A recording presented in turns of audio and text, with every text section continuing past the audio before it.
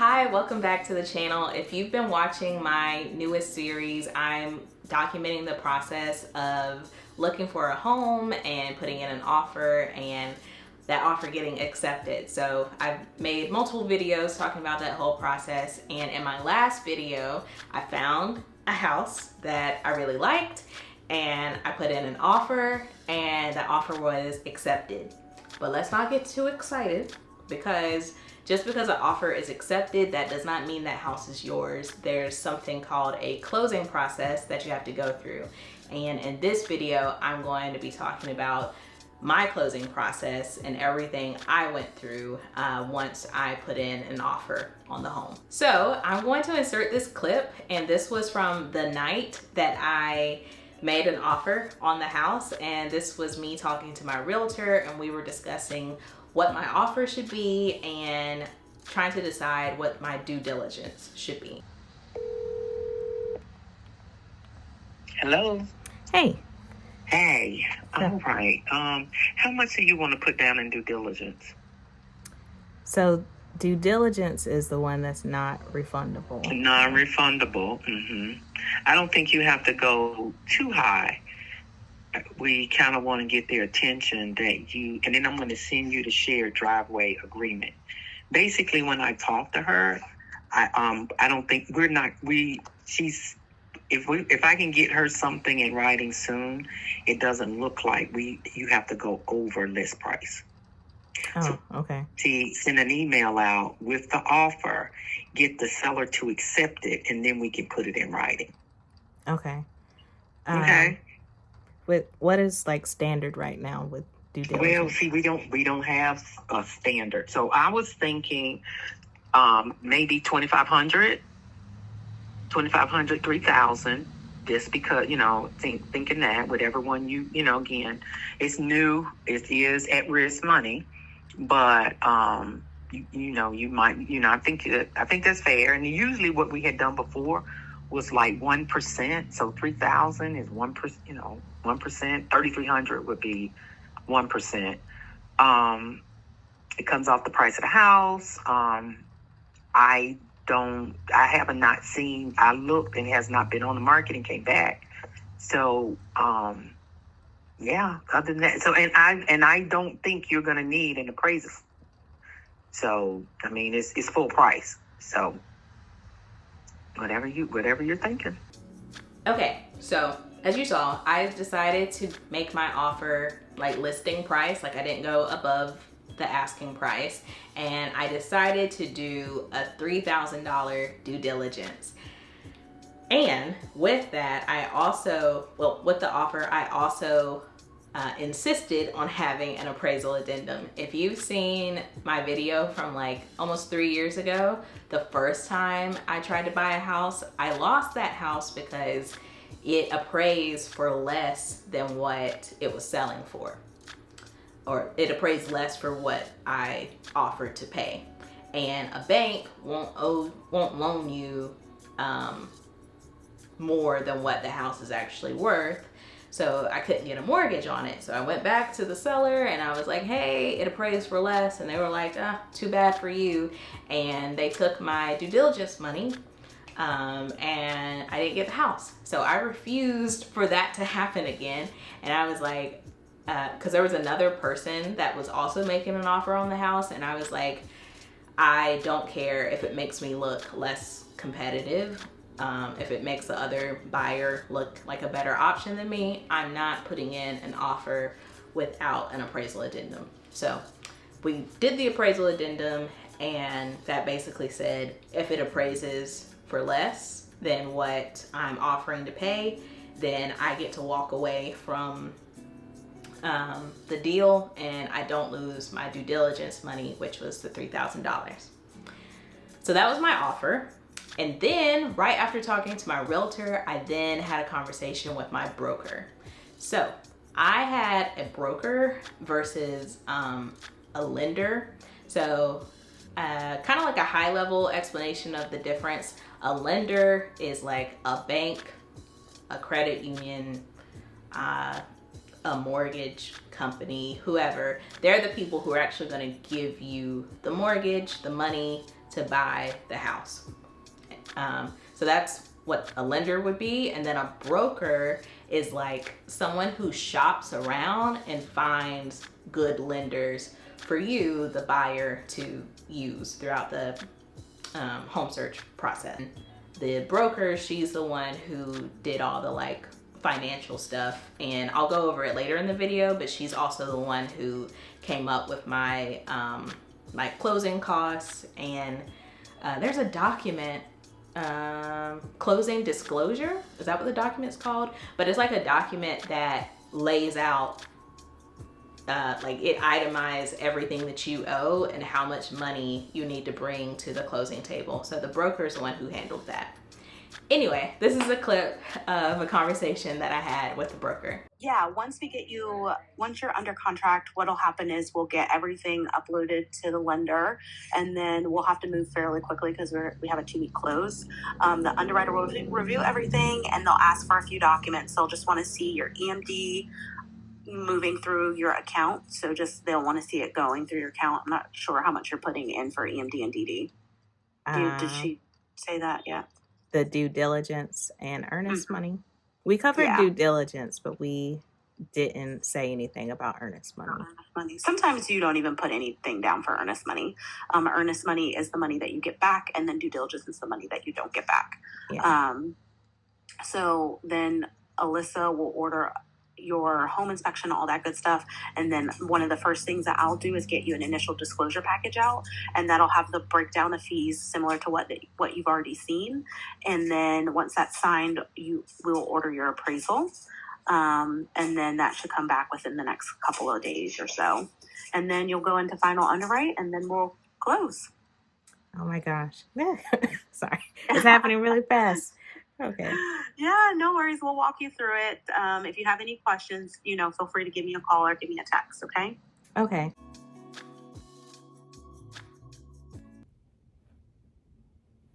Number one, I'm really, really tired. I woke up at 5:30 a.m. I left my apartment at 6:30 a.m. and then I drove home. I'm at my parents' house. And then I worked all day, and it's now 9:30 at night, so I'm pretty tired. I'm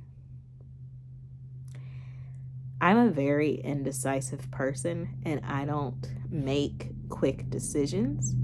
I'm very methodical. I'm a Libra. I weigh the pros and cons. I typically sit on something for a very long time before I actually make a move. So the fact that I learned of this house on Wednesday and made an offer. No, I learned of the house on Wednesday, saw the house on Thursday, making an offer on Friday is not like me. I don't do stuff like this. So I'm very just I prayed about it a lot, but it is very, it feels good, but it also feels scary at the very same time because I'm it's a house. It's a house. It's the most money I've ever spent. Ever.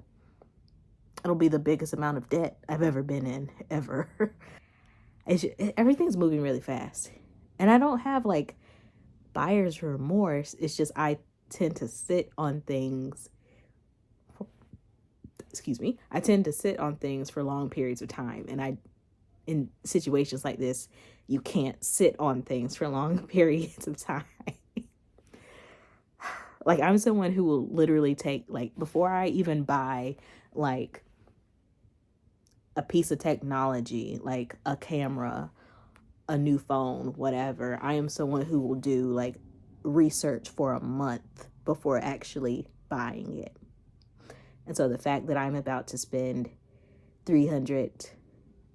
almost $330,000 on something, and I just made a decision over the course of 36 hours, is very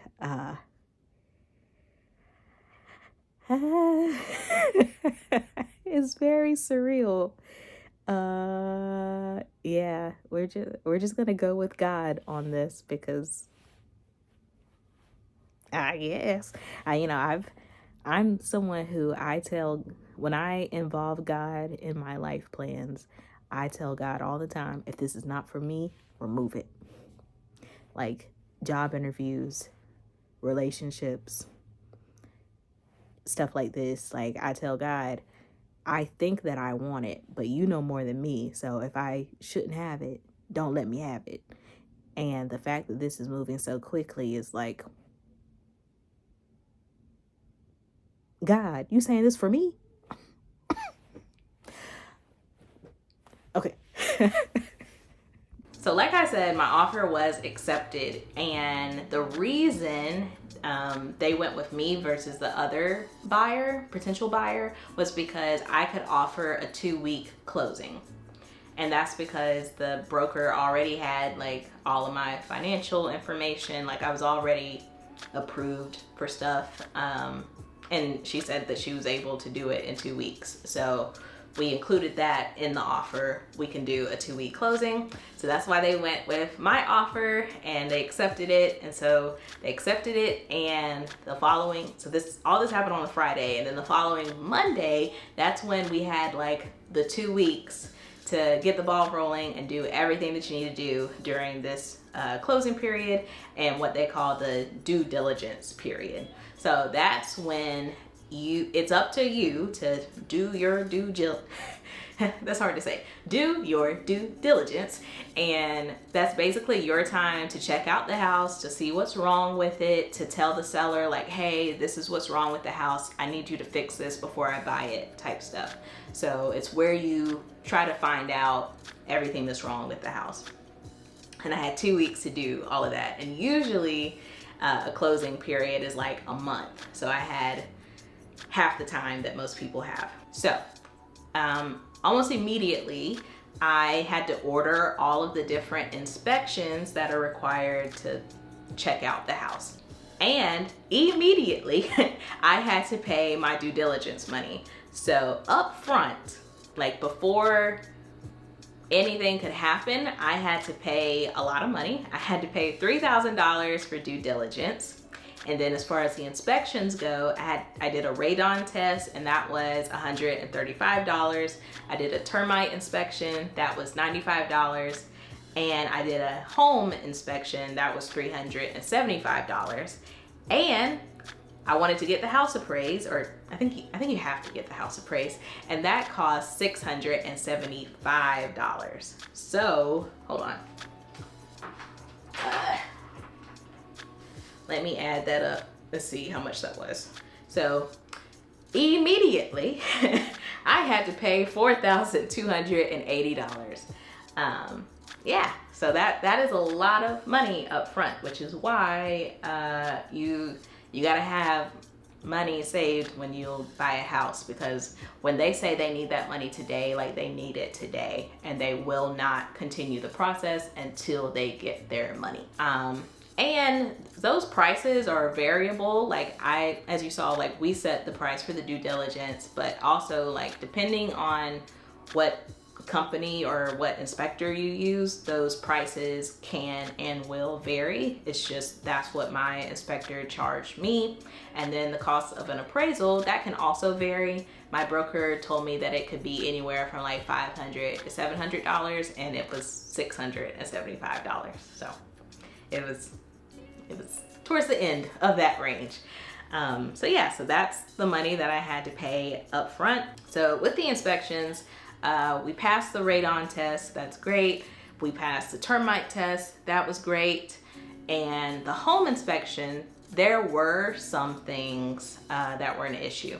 So me and my realtor, we went over to the house and we did what she called like a blue tape walkthrough, and I literally walked through the whole house, and anything that I saw that was problematic to me, I like ripped off a piece of blue tape and I stuck it on that thing. So there were places where like they like hung photos, there were those holes that were still in the walls, like I marked that. Or if someone had like hit the wall, because the house was staged when I first saw it, and by time they accepted my offer, they moved everything out. So I guess they like hit stuff on the wall when they were leaving. So there was stuff on the wall. So those are like smaller things, but a couple of the bigger issues were, what was it? Oh, there was a crack in the wall. That was one of the big issues. So when I came up the stairs and looked at like the wall that was right in front of the stairs, there was this long crack that went up like the whole wall, like from the bottom to the top. And I'm like, what is that? And that crack like wasn't there the time when I went to tour the house before I did the offer. So I'm like, what is this? And my realtor was like, you can pay to get a structural engineer to come out and look at that. But number one, that would cost more money. I can't remember exactly what she said a structural engineer could cost, but it was like, it's either gonna be like hundreds of dollars or like more than $1,000. So it would cost additional money, but also it would slow down the process. And I only had the 2-week period. And if we went past that 2-week period, the seller could, refuse to like sell to me and I would lose the due diligence money. So my realtor was like, you could do that, but these are potential cons if you do pay for it. And we also talked about how the crack looked, and a lot of times, like if it's true structural damage, like a crack will be like this type thing, but this crack literally just went straight, like it was just a big line in the wall. So I did my research, I talked to my dad about it, and we came to the educated assumption that we don't think it was structural damage, and instead it was like painter's tape that was coming through the paint. I don't know if I'm explaining that correctly, but like they're in walls sometimes, like there can be tape on the wall and then like it's painted over, and that tape was like coming through the wall, and that's the line that we saw, and that was, that's why it was straight, because it was tape. So that's what we went with, and I decided to not get a structural engineer for that. So it is what it is. At this point, it is what it is. Hopefully we were right with our educated assumption. But yeah, so it is what it is. So all of my concerns about the house were handled. And the last thing was the appraisal. And the appraiser went out, did whatever they do, and the report came back, and it appraised for more than what the house was listed for, and more than what I offered. So that's a really good thing, because it means that I have like instant equity in the house. And it was like 10,000, like it appraised for like 10,000 more. So that was that was the last concern. Like as long as the inspections went through and as long as the appraisal went through, then I could get the house. So the process continued. And what happened next? So I, throughout those 2 weeks, I didn't really have to do much after the appraisal was done, because the inspection and the appraisal happened in like that first week. And so that second week, I didn't really have to do anything. I just had to wait until my closing date. And the day of my closing, I took that day off from work. But the day of my closing, I woke up and I went to the bank, and I had to wire money from my bank account to the attorney's office, who they would then do whatever they needed to do. I don't know if they give that money to the seller or if they, I don't know exactly. I just know that I had to pay money. And I have a breakdown of what I had to pay. So I had to wire them $14,100 $27.91. And what did that include? I had to do prepaid interest. I had to pay $1,192.33. So next I had an escrow payment of $2,255.98. And escrow is, it's like an account that holds money that you pay into throughout the year. So it has your property taxes, which you have to pay property taxes for the house, and it also has your homeowner's insurance, and you are prepaying that throughout the course of the year. And then at some point throughout the year, whoever is managing your escrow will then make a payment to your county to pay for the property taxes, and they'll make a payment to your insurance company to pay for your homeowner's insurance. So I had to do that escrow payment.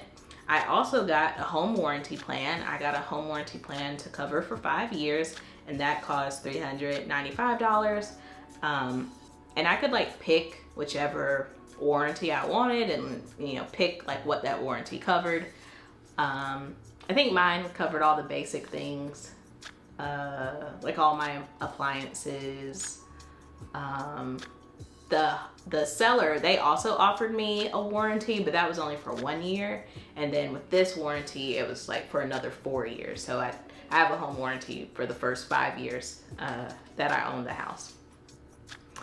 And then I had to pay a realtor fee. So even though currently like buyers don't pay the seller's fee, like buyers don't pay the realtor's fee, because realtors have to get paid.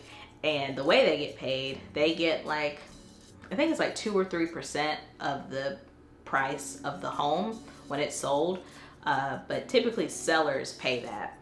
So I didn't pay that 2 to 3%, but my realtor worked for like a realtor company or agency. And in order for her to represent me, I had to pay a fee for that. And that was $495. And then I did my down payment. So my down payment money was $10,194. So all that added together, that was the $14,127.91 that I had to wire the morning of the closing. So the money went through, and I went to the attorney's office, and my realtor was there, and the attorney was there, and they're the ones who give you like all that paperwork, and it is a lot of paperwork. And it was a lot to sign. I signed, and then I left, and I didn't actually get the keys then. I left, and I actually went home and I took a nap because I felt very overwhelmed. And I woke up from my nap, and the attorney's office called me again, and they're like, hey, so we finished processing all your paperwork. You can come back and you can pick up the keys to the house. And so that's what I did. And I have the keys now. Should I go get them? No, you get the point. But I got the keys to the house, and I became a homeowner. And the attorney's office, sorry, my voice. And then the attorney's office, like a day later, they mailed me like the deed to the house, and I have that now. And I became a homeowner. And as soon as I got the keys, I went back over to the house, and I like walked through, and I was like, this is my house. It's real. It's real. Wow, I did this. I did it. And it was, it happened really fast, and it felt very surreal. And like the next day, I woke up, and my mom, she was like, how did it feel waking up to be a homeowner? And I was like, it feels like I gave birth to however much a house weighs. I gave birth to a very large baby that can't move. And now I gotta take care of this baby. So I woke up and felt pressure. I woke up and felt responsibility. Happy, but I felt a heavy amount of responsibility. I'm actually in the house now, if you didn't know. I tried to like keep it a surprise in these videos because everything happened so fast that I couldn't film videos while it was happening because it just happened like boom, boom, boom, boom, boom type thing. So all this is after the fact, and I've just been filming in one of my, I'm in my office actually. So I won't show you what it looks like yet. I just have this blank corner right now. So I picked this because it's like one of the few blank spaces in the house to not give anything away. But yeah, I'm living here now. So I want to say thank you to everyone who's been so supportive of this journey. It was a very long time coming. This was a 3-year process, a 3-year journey.